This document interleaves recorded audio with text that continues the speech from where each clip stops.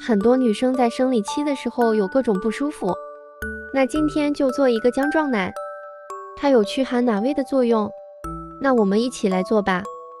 选姜的话，一定要选老姜，把它洗干净之后，用擦板给它擦成丝。如果你家里有擦泥器，直接给它弄成泥也可以。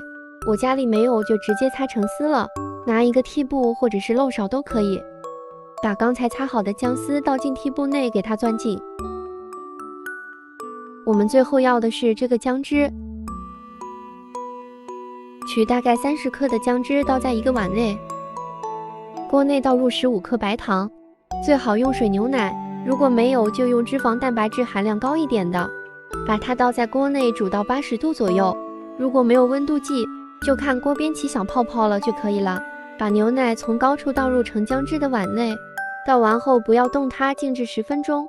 姜里的蛋白酶和牛奶里的酪蛋白相遇后就会凝固，做好后它就会和很嫩的蛋羹一样。我们舀一勺看看，姜撞奶看起来很简单，实际上有一定难度。